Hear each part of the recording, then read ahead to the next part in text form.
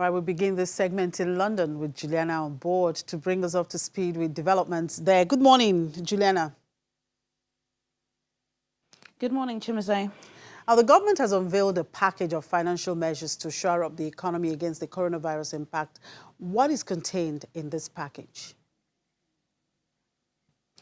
Well, it was full of lots of tricks and measures yesterday, as had been expected. The Chancellor, during the government's daily press briefings, did announce this business bailout programme to the tune of £330 billion. The headline from what happened yesterday is whatever it takes to keep the economy afloat is exactly what Boris Johnson and the government tried to do.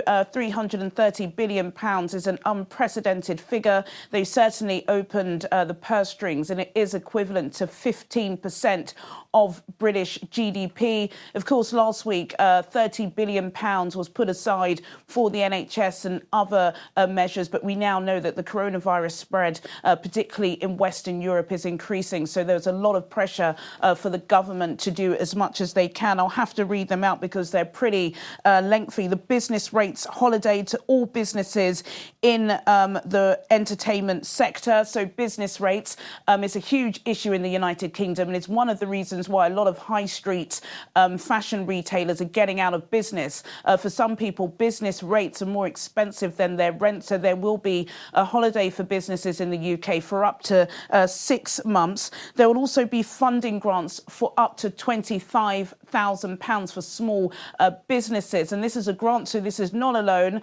So as long as you adhere to the correct requirements, you will be receiving £25,000 from the government. Also, which was one of the main headlines that came out of yesterday, is a mortgage holiday. So if you're somebody who has been made redundant, and let me tell you, Chimazi, there are several thousands of people that have been made redundant this week alone, you will be given a mortgage holiday for up to 3 months. Now, one of the issues is that, of course, there are more people in this country that are renting than own their own home. And so we are expecting before the end of the week an announcement from the government, again from the Chancellor, saying exactly what will happen for a lot of people that rent. And also £1 billion of an additional lending will be given to banks. So a lot of banks, they haven't been lending since the 2008 financial crisis. They have been urged to lend. So there are a series of measures. I would say those are the key ones.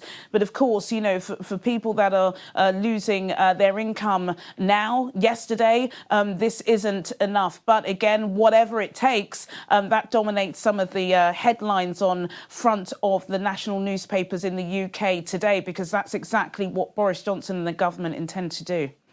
Companies that support older and disabled people in their own homes, they seem to be struggling to cope as they fear bankruptcy. What plans are there for them?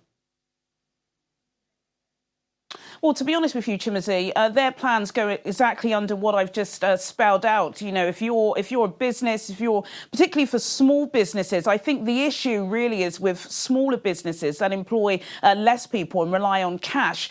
They're the ones who the government are worried and concerned about, because small to medium-sized enterprises are the engine of the economy, so they will be looked after. I suppose if you're a care home worker, your situation is a little bit difficult and different, because we know that the coronavirus is particularly more fatal with the elderly and those who have acute underlying health issues. The NHS are already saying that they are thinking of bringing back a lot of retired staff, a lot of medic trainees who are in their 3rd year of university or in their 3rd year of studying will also be drafted in. And there have been some discussions that care workers with basic care experience, they will be now being advised to look after those in care with a little bit more attention. So they will be working longer. But to be honest with you, Chimaze, you know, with airports closed, with planes grounded, with bars and restaurants shutting their doors, the care industry isn't the only industry that needs help and support by the government. Okay, Asian stocks fell this morning despite the coronavirus stimulus plans. How have the London markets opened the trading day? Well, unsurprisingly, the London Stock Exchange is down. It opened triple points down, 220 points down, the equivalent to about 2.6%. Some had hoped that Donald Trump's stimulus package overnight, coupled with what Rishi Sunak pointed out yesterday, would be enough to ease anxiety. It hasn't done so. It's still red. It hasn't opened as bad as people expected it to, but it's still very much low. People are still very concerned about what the eventualities of this coronavirus will have on the global economy. The Federal Reserve are meeting later today, so who knows what will happen at the close of trading. But so far, not great. And the pound as well is almost at a record low. It's worth about $1.20 at the moment. Juliana will get more updates from you later in the day. In the meantime, let's all stay safe. And back here are the debts and currency market. Let's get an update from Chioma Udu, fixed income dealer with GT Bank. Good morning, Chioma.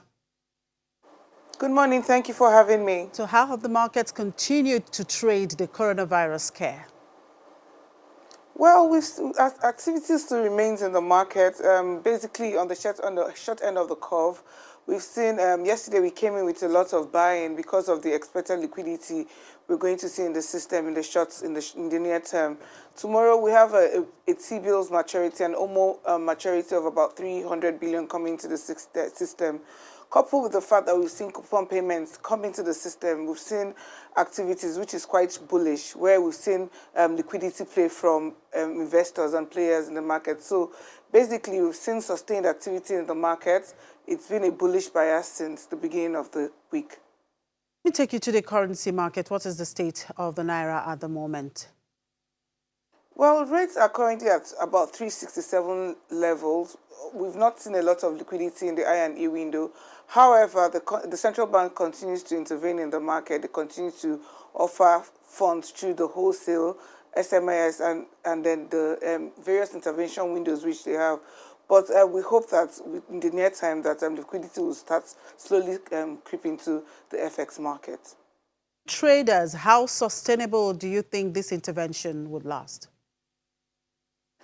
Well, the central bank has said that they have enough arsenal to withhold the strength of the Naira, and I believe them because reserve is currently at 36 billion, and he said he's going to continue to do that till it gets to 30 billion. So we still have enough room for the pressure on Naira to reduce.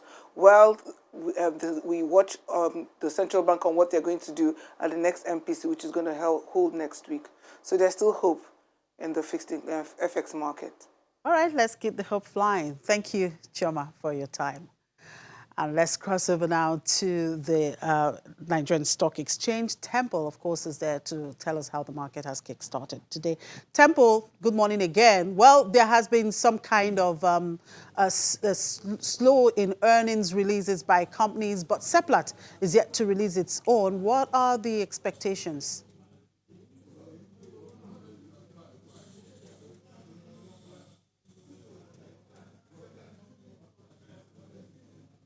Okay, we seem to be having some kind of audio issues there with Temple. Let's quickly, of course, take a look at what the market did yesterday. The equities, the Bourse sustained its bearish trend. The all-share index declined by 0.7%, underpinned by a sell-off of Dangote Cement, which came down 10%. Then we saw the month-to-date and year-to-date losses worsen to 14% and 16% each. The total volume of trades increased by 22.6% to 675.91 million units, valued at 8.06 billion naira and exchanged in 7,368 deals. Zenith Bank, of course, was the most traded stock by volume at 173.94 million units, while Guarantee Trust Bank was the most traded stock by value at 2.57 billion naira. Oh, that's pretty much what the market was like yesterday. And on that note, we draw the curtain on today's edition of the program. Thank you very much for being part of it. I'm Chimeze Obi Iwago.